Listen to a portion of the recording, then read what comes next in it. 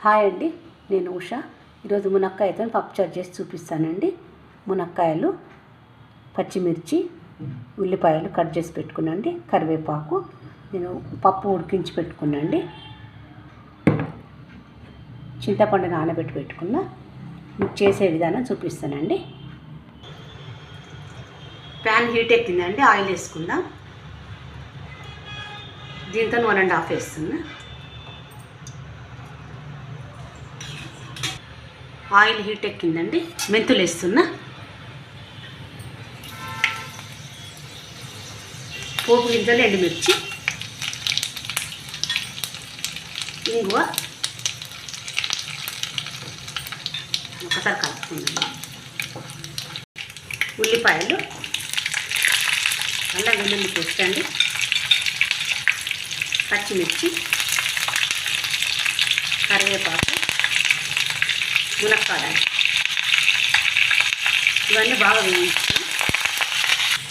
పసుపు వేసుకుందామండి, మూత పెట్టుకుందామండి. ఇవి మగ్గినాయండి. ఇందులో తగినంత కారం, మనం తినే అంత, ఎందుకంటే కారం పోపులో వేగితే టేస్ట్ బాగుంటుంది. సాల్ట్, తగినంత సాల్ట్ అండి.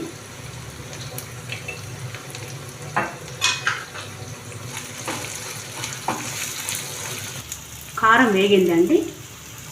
పప్పు వేస్తున్నా. ఇది కొంచెం కందిపప్పు, కొంచెం పెసరపప్పు కలిపి చేసినండి. టేస్ట్ బాగుంటుంది మనకు. ఇది కొద్దిగా మగ్గనిద్దాం మనం. ఒకసారి చూసుకుందామండి. ఇది బాగా ఉడికిందండి. పప్పు మంచిగా ఉడికింది, ముక్క కూడా ఉడికింది. ఇందులో మనం చింతపండు పులుసు పోసుకుందామండి. పులుపుని బట్టి అండి, మీ పులుపుని బట్టి.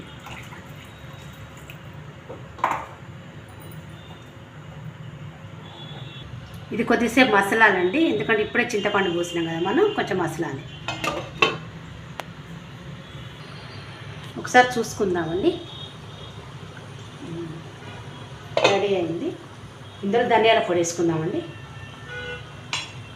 మెంతి పిండి. ఇందులో టమాటా కూడా యాడ్ చేయొచ్చు, కానీ నేను చేయట్లేనండి, అది మీ ఇష్టం. బెల్లం కూడా యాడ్ చేసుకోవచ్చు, నేను చేయట్లేను. టమాటా చేస్తే ఏంటంటే మునక్కాయల స్మెల్ పోతుంది మనకు, అందుకు.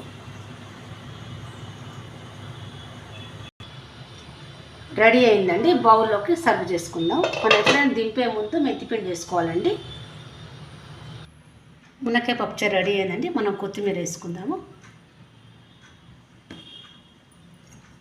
చాలా టేస్టీగా ఉంటుందండి మునక్కాయ పప్పుచారు.